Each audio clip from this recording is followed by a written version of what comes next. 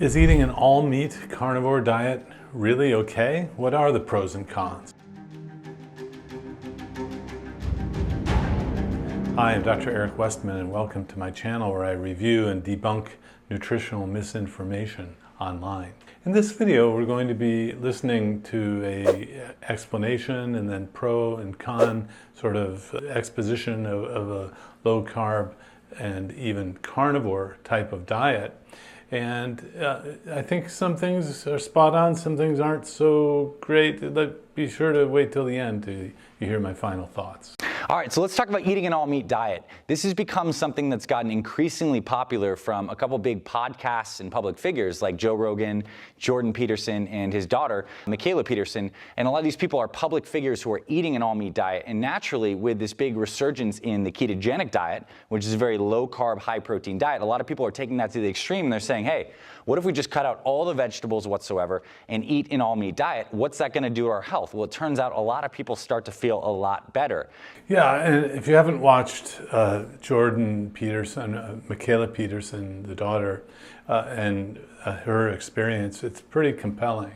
She had a arthritis called juvenile rheumatoid arthritis and was bedridden or close to that under the best medical care.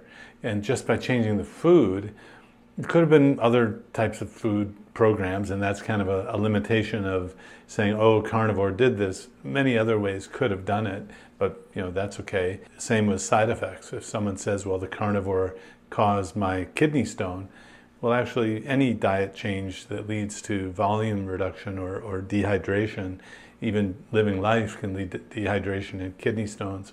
It's not the fact that it was the carnivore diet that caused it only. Any other approach could. That logic is like saying, I bought a Volvo and I got in an accident. So the Volvo caused the accident, so I'm never going to buy a Volvo again. But I might buy a Volkswagen. I mean, so any diet change, even shots, weight loss shots, can cause dehydration and can cause kidney stones. So beware of that sort of fallacy of I did this and it happened, so therefore that's the only thing that can do it. Other things can do it too. But the case studies and anecdotes of fixing medical problems that the medical world couldn't fix are compelling using a carnivore diet. I want to personally invite you to take a closer look at what the carnivore diet can do for you. If you've already tried low carb or keto, but still struggle with fatigue, inflammation, digestive issues, or autoimmune symptoms, this could be the reset your body needs. Inside, you'll learn why plant foods might be triggering your symptoms, how carnivore works as the ultimate elimination diet, and what makes this approach so powerful for healing and restoring your health. Sign up to get my carnivore free guide below. When you're eating an all-meat diet, what are you not eating? Well, you're certainly not eating sugar, refined carbohydrates, processed crap, stuff found in bags. You're eating unprocessed food. You're eating a lot of steak and stuff like that. So the pros are, a lot of people find that they reduce their inflammation, their energy levels increase, and they naturally lose weight. Why? Because they're eating a very low carbohydrate, high protein diet.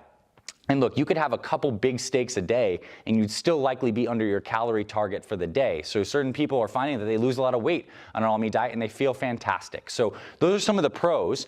Well, if you've watched my videos, we come at it from a carbohydrate, insulin, endocrine, and hormonal response as the pathogenesis or the mechanism of weight gain and diabetes. The whole calorie thing, is more nuanced than if you're still kind of struggling with that. I highly recommend Gary Taubes' books. That's Taubes. He's an investigative journalist who has just kind of stuck onto this like a bulldog for years. And his latest place to read at his Substack, it goes over the whole fat burning primary source of weight loss. Then that leads to reduction in calorie intake. It's not that you reduce calories and then you lose weight. And if that doesn't make sense, that's okay. But I just wanted to editorialize that we don't count calories on a low carb or keto diet. In a way, eating an all-meat diet and going on a carnivore diet is like throwing the baby out with the bathwater. There's certainly a lot of problems with a lot of these inflammatory carbohydrate and sugar-containing foods, but there are amazing foods that we don't eat when we get on a hyper-restrictive all-meat diet, like organic blueberries, things like broccoli, things like kale, things like even for oatmeal for certain kinds of athletes. Like these are foods that have fiber, that have a lot of phytonutrients and antioxidants, and in a way we're not getting those into the diet. Always consider the source, and I have to kind of wonder or think that Fit Father is coming at this from his own perspective and journey, which means not a clinical situation, not treating people with diabetes and food addictions. And so to say to somebody, oh, just have a little bit of blueberries, but they're a carb addict, that's not kosher. That's not going to work. They can be triggered and go back to full-blown relapse of carb addiction. So I think he's teaching to a more younger, healthier crowd, which may be able to tolerate more carbs. But now we're getting into this nuance of if you're eating in a way that creates less inflammation, do you need anti-inflammation foods like the food companies tell you they're anti-inflammatory? Do you need them, or do you do your own anti-inflammatory work because you're not eating that level of carbohydrates, which causes the inflammation? Of course, that begs the question that you might get more effect, anti-inflammatory effect, by having those foods that come from plants. But is that enough really to counteract the inflammation from the plant food? That would be a great research question, wouldn't it? So for the next few minutes, what I want to do is go into some of the cons and potential health risks of following an all-meat diet over the long term. And the first thing that we need to talk about with any diet really is the changes that the diet has on our gut microbiome. Oh no, not the gut microbiome. For the longest time, we taught low carb, keto, carnivore, and nobody worried about the gut microbiome. It works just fine.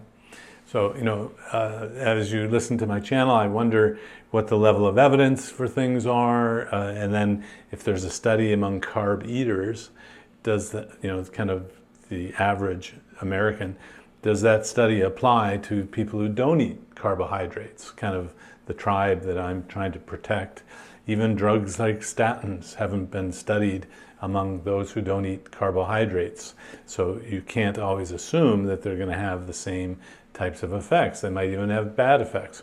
If someone eats carbs, they're put on insulin for diabetes.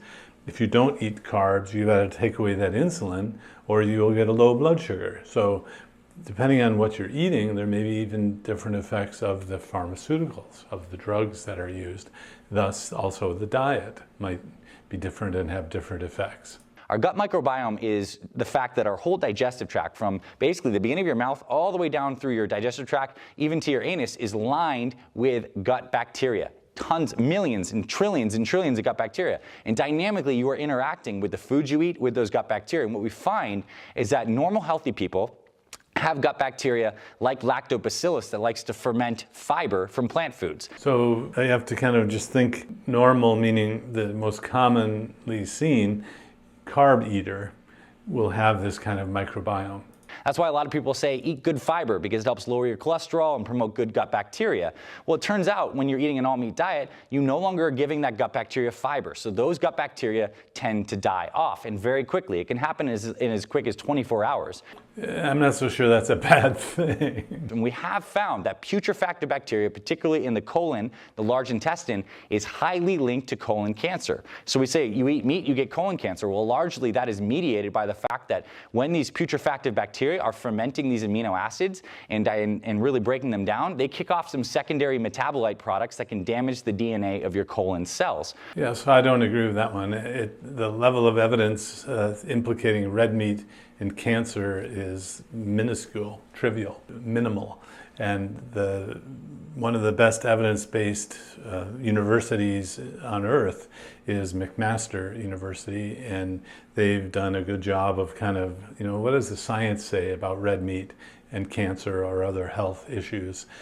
One person even was talking about red meat causing diabetes. Red meat doesn't raise the blood glucose. So red meat by itself actually is a way to reverse type 2 diabetes. And so again, Fit Father is talking about people outside the clinical realm. I'm dealing with people who are eating carbs and they have diabetes or on 7 to 10 medications. Just by changing the food to a carnivore diet, I can help them get off these medicines, lose weight, and regain health. And he's not talking about that as the benefit, but that's the benefit that I see, at least in the short run, of a carnivore diet. It's a therapeutic diet to reverse medical conditions. So is colon cancer a risk for someone following an all-meat diet? Absolutely. And there are some individual genetic markers that make certain people predisposed to colon cancer versus others. I'm sure there are people who could eat an all-meat diet for a very long time and never have colon cancer, but there may be some people with some family risk and genetic markers where this might not be a good idea. So that's the first thing, the changes in the gut microbiome. And we do know that a healthy gut microbiome is diverse and typically contains a lot of these good probiotics that love fiber. Like lactobacillus is a species that you see when you look at any probiotic supplement, right? Lactobacillus is always slapped on there. That's one of those probiotics that loves fiber, and that dies off when you eat an all-meat diet. So that's something to consider. So the gut microbiome will respond to what you eat. It's a secondary effect of what you eat. It's not driving you to eat a certain way. And it makes sense that if you're not eating plants, the bacteria that thrive on plants will die off. It's not necessarily a bad thing to be different than a carb eater. If you've watched my channel before, I talk about how the normal range is really for those who eat carbohydrates, even on that laboratory test your doctor gets for you. So the microbiome, the normal carb-eating microbiome will totally change if you are not a carb eater. I remember seeing the video lecture of a world's expert who said the microbiome is diverse. It shows like a jungle, all of this colors, and I'm thinking the jungle's kind of dangerous. There are things that can kill you and bite you. And then you click, and here's the microbiome with someone on a low carb diet, and it was like the desert. And he says, see, there's no beauty, there's no color. And then I went to Arizona, gave a lecture, and said, is it true the desert has no beauty? And they all, no, the desert's beautiful, just in a different way. For me, I would rather be in a desert for relaxation and a resort than in a tropical rainforest that's dangerous. So actually a lot of gut issues get better when you change from this rainforest microbiome to one that's calm and serene without all of these vegetables that the bacteria can chomp on. And probably the best indication is lack of bowel gas. When people switch from eating carbs and vegetables to not eating carbs and vegetables, the bowel gas goes way down, if at all. So the microbiome is one of these things where it's being studied, you'll hear about it, people sell products based on it, and really I don't know that there's any advantage to adding any probiotics or bacteria to get it back to the way it should the way it is when you eat carbs. So until there are studies among people who don't eat carbs about adding a probiotic or other sorts of things, I'm going to be pretty skeptical and want to be evidence-based about this, that there is not science backing adding probiotics to someone who doesn't eat carbs, to my knowledge. The next potential problem from the heart perspective is the fact that meat is very rich in an amino acid called carnitine. And carnitine is great for our bodies or fat burning, it can be good for brain health, but in super large quantities what happens is our gut bacteria actually changes carnitine into a molecule called TMAO. And TMAO is highly linked to atherosclerosis, laying down plaque in your arteries, and heart disease. So it's like, is having a steak once a week going to be a problem? Probably not. And in fact, if it's a good quality steak, it may even confer some health benefits on giving you a dose of iron and some of that carnitine. But if you're having it every single day, are you going to have higher TMAO levels? Likely you will. Yeah, so that's a bit of a stretch, isn't it? So, again, it's trying to piece together this relationship that I've is weak, meaning the cholesterol and the LDL cholesterol and the heart disease, and tying in some what if the gut microbiome changes? Is that going to be, I'm sure that wasn't studied among low carb carnivore people. So again, it's taking apples and oranges, doing a study among those who eat carbs, applying it to those who don't eat carbs. I know I'm being a pretty persnickety, fastidious researcher here saying this, but that it's important to stay purely to the science, isn't it? But may that increase your risk of cardiovascular disease? There is some research that suggests that that is the case. So those are two things. And the third component we do need to look at is the saturated fat link. And I think a lot of people, debate this topic heavily. Does saturated fat lead you and predispose you to heart disease? And the answer is it's a mixed bag. Yeah, so I've turned that page 20 years ago, and the world's scientists on fats, not the clinical groups, but the scientists have dispelled any concern about saturated fat in the food, even if you're eating carbs. So this, I guess we're seeing a doctor being pulled in the direction of these clinical organizations that got into recommendations for other reasons, not just human health. And the reason it's a mixed bag is because not all saturated fats are the same. We talk about saturated fat like it's one thing. Well, guess what? The saturated fats that are found in something like virgin coconut oil are very different than the saturated fats that are found in steak. The MCTs in coconut oil, like lauric acid, are different from the stearic acid that's found in steak. And we do know that the stearic acid found in animal products does promote the laydown of plaque and inflammation in your arteries. So it's like, man, should you be eating a lot of saturated fat from animal products all the time? I would say absolutely not. That's probably not a great thing. But look, if you're following an all-meat diet, what else do you have but like steaks and ribeye steaks and stuff like that? So that's certainly something to consider. It took me the writing of a course on cholesterol. We just had an open cart for the Cholesterol Made Simple course at Adapt Your Life Academy. You can sign up for a waiting list. What we're doing is we wait till a certain number of people sign up, then we open the course. But the Cholesterol Made Simple course, I had to go through, and I wanted to go through what cholesterol is, why it's so important, and the steps it takes to make it. It's difficult to make, and why you want to eat it, and why, and a lot of people, you don't want to lower it because it doesn't cause heart disease necessarily. So he's definitely in the old paradigm on the saturated fat thing. In my world of like advanced nutrition, nobody's worried about saturated fats anymore. And then the other thing I would say on the all-meat diet is you're really not getting any fiber. And you're not getting any source of fiber or these beautiful sources of plant antioxidants. As I mentioned before, things like organic blueberries, things like kale, broccoli, chard, like these are great foods that have amazing amounts of fiber and antioxidants, and we're not getting those in the diet when we're having an all-meat diet. So in a way, this is a super restrictive diet, right? It may heal people in the short term by eliminating a lot of these other foods. My question is, could we maybe have achieved these results in terms of just doing an elimination diet that was still a little more flexible and included some fiber and antioxidants? I know the answer to that is absolutely yes. Well, I think this video gives you a perspective of someone who grew up thinking you have to have plants and getting all of that indoctrination into the kind of scientific links that are really weak. The idea that this is a fad is a fascinating question, and I gave a talk recently at the Public Health Collaboration of the UK. Please say hi down below if I saw you there. And the talk was entitled "The Fad That Never Fades." And it occurred to me after putting this talk together is that we've been talking about a low carb, higher protein, higher fat diet for hundreds of years. The name has just changed. So actually it's a fad that's never faded. It's the name that keeps changing.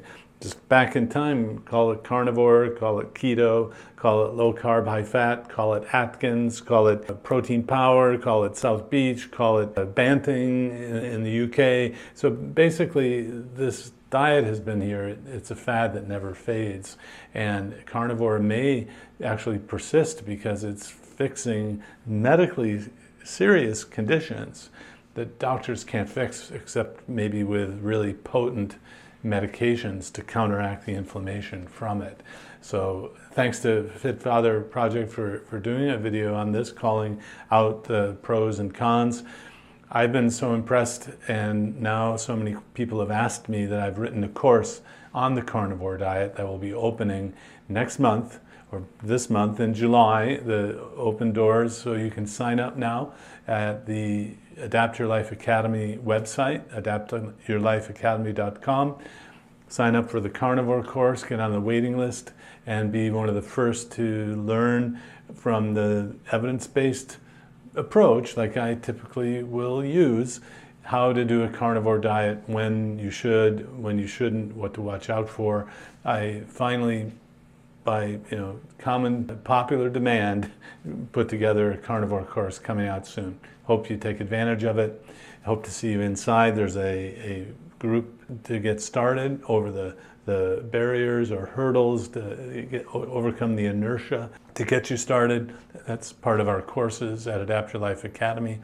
I hope to see you there. With this video, if you like it, please like, subscribe, ring the notification bell, and look for new content on Wednesdays and Fridays. If you enjoyed this video, consider joining our YouTube membership for early access and exclusive live Q&As with me. Just click the join button below or support us with a PayPal in the description.